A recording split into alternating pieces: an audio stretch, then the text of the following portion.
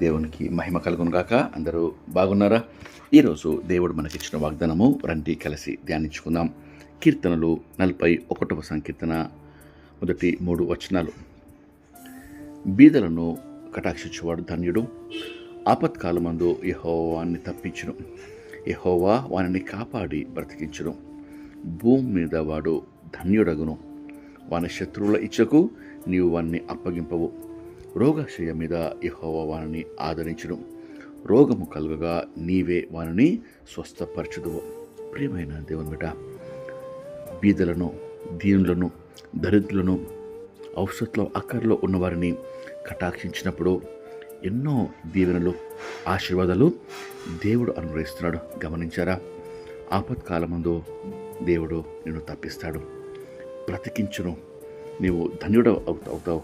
మరి శత్రువు ఇచ్చకు దేవుడు నిన్ను అప్పగింపడు.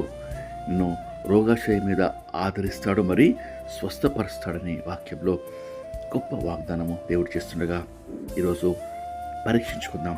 మనము బీదలను ప్రేమిస్తున్నామా? కటాక్షము చూపుతున్నామా? వారిని ఆదరిస్తున్నామా?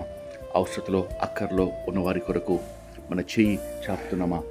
దేవుని వాక్యము సెలవిస్తుంది, ఉత్సాహంగా ఇచ్చేవారిని ఆయన ప్రేమించే దేవుడు. వెదజల్లి అభివృద్ధి పొందిన వారు కలరు, తగిన దానికన్నా తక్కువ ఇచ్చి లేమికి వచ్చేవారు కలరు. ఔదార్యం గలవారు పుష్టి నొందుదురు అని వాక్యంలో దేవుడు సెలవిస్తుండగా, ప్రియ దేవుని బిడ్డ, ఈరోజు దేవుడు నిన్ను దీవించి ఆశీర్వదించి అధికంగా నీకు సమస్తము అనుగ్రహించినప్పుడు నీ చేయి చాపి ఔషధంలో అక్కర్లో ఉన్న వారికి, బీదలను, దరిద్రులను, అనాథులను జ్ఞాపకం చేసుకోవాలి అని దేవుడు సెలవిస్తున్నాడు. ఆస్తి మనకు హెచ్చినప్పుడు, ధన సమృద్ధి అధికమైనప్పుడు మన ఇచ్చుట కూడా అధికం కావాలి అని వాక్యం సెలవిస్తుంది. దేవుని మనసు ఇచ్చుట. సమస్త సృష్టి ఇచ్చుటలో ఉత్సాహంగా మనకు సాక్షిగా నిలబడి ఉండగా దేవుని వాక్యం సెలవిస్తుంది, ఇచ్చుట ఆయన యొక్క అభిలాష. దేవుడు ఇచ్చుట ద్వారా మనము జీవిస్తూ ఉన్నాము.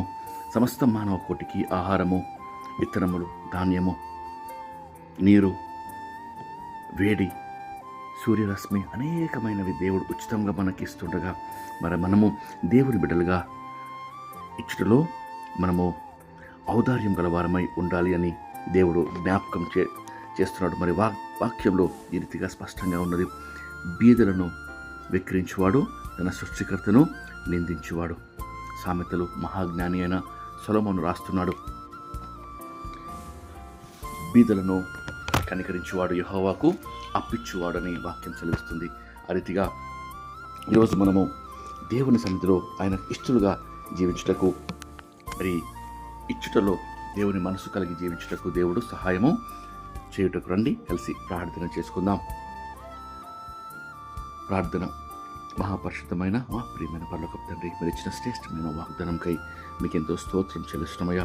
మీ మనసు కలిగి మేము జీవించుటకు, ఇచ్చుటలో ఉత్సాహంగా ఇచ్చువారిని మీరు ప్రేమిస్తారని వాగ్దానం చేస్తుండగా ప్రభువా, ఈ దినమందు అనేకులు ఔషధలో, అక్కరలో, బీదవారిగా, కష్టాల్లో, దరిద్రులుగా, అనాథులుగా ప్రభువా అనేకులు ప్రభువా మా చుట్టుపక్కల ఉన్నారయ్యా. అటు వారిని జ్ఞాపకం చేసుకోండి దేవా. ఇచ్చే మనసు మాకు దయచేయండి.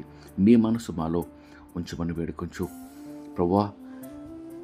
అనేకుల్ని మీ పేరట దీవించుటకు, కటాక్షం చూపుటకు మా చేయి చాపి ప్రభువా ఆదరించుట కృప దయచేయమని, మీ మనసు కలిగి జీవించి మీ గొప్ప ఆశీర్వాదాలు పొందుటకు కృప దయచేయమని యేసుక్రీస్తు నామములో వేడుకొనుచు ప్రార్థన చేస్తున్నాం తండ్రి. ఆమేన్. దేవుడు మిమ్మల్ని దీవించును గాక.